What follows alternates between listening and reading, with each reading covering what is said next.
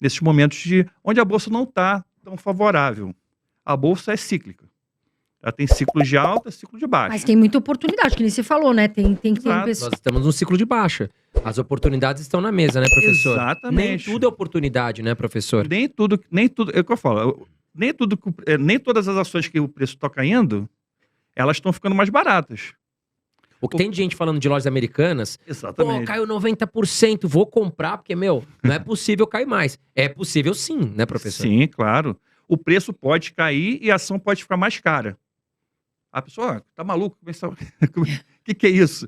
Né? Mas é verdade, o preço de uma ação pode cair e ela pode ficar mais cara. E o preço da ação pode subir e ela pode ficar mais barata. Aí a pessoa fala, mas como assim, Vicente? Isso não tem lógica. Aí eu uso um exemplo que é interessante para explicar. Imagina que o preço da ação, André, subiu 50%. Aí a pessoa fala, pô, 50%, estou ganhando 50%. Mas o lucro da empresa cresceu 200%. Entendeu? E é uma empresa que vem crescendo o lucro já há bastante tempo, com bastante regularidade.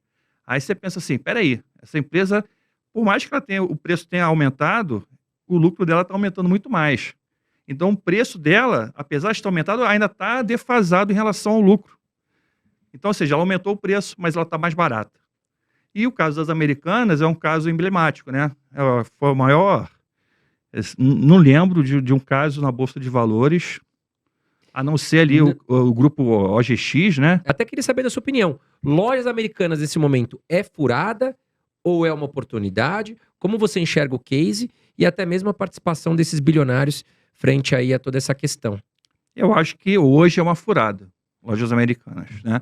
Eu conheço gente que comprou ali quando foi para 90 centavos, aí depois foi para R$2. Ah, eu comprei 90 centavos, foi para R$2, ganhei Eu falei, você ganhou quanto? Ah, ganhei R$2.000.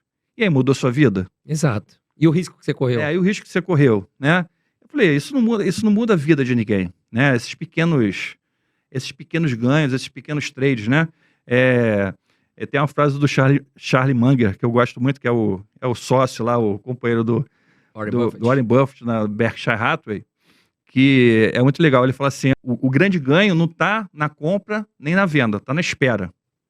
Essa frase eu acho fantástica, né? E é justamente isso. O investimento em ações não é 1 ano, não é 2 anos, não é 5 anos.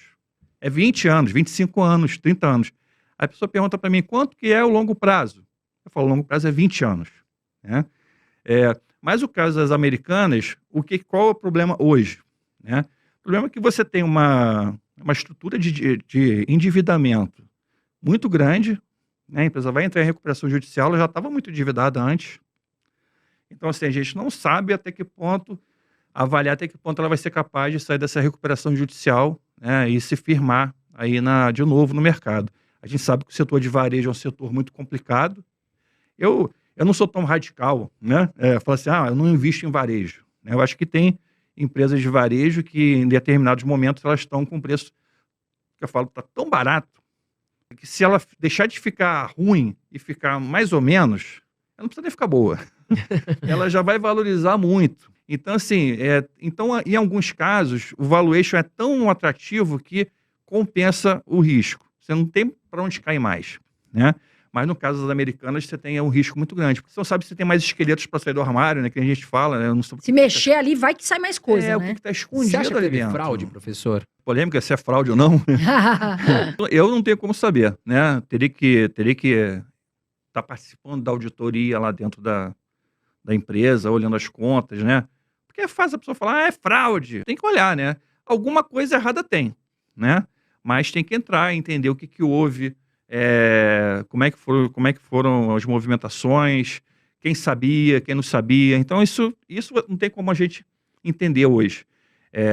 E o papel da casa de análise, né? Como a VG Research, como empresa que faz recomendações para os clientes, é o seguinte, a gente tem que falar assim, no estado atual de informações, a gente não tem informações suficientes para poder construir um case que nos dê segurança para recomendar esse ativo.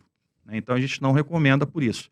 E quando estava caindo, ela veio caindo também, ela chegou após a fusão com a B2W, ela chegou a R$120, ela foi caindo, né, para 9, para 7. E o pessoal falava, Vicente, a Americanas está caindo, está barato. Eu falei, está caindo, mas não, a empresa pode cair, mas pode continuar cara, Exato. né? Então eu falava, a gente sempre teve uma visão bem restritiva em relação aos americanos por conta da alta dívida, baixa entrega de margem líquida, de rentabilidade, etc. Então a gente tinha outras preferências no setor. Então a gente ficou de fora, sempre ficou de fora das lojas americanas. Agora, então, com esse problema todo, a gente realmente ficou mais de fora ainda, né?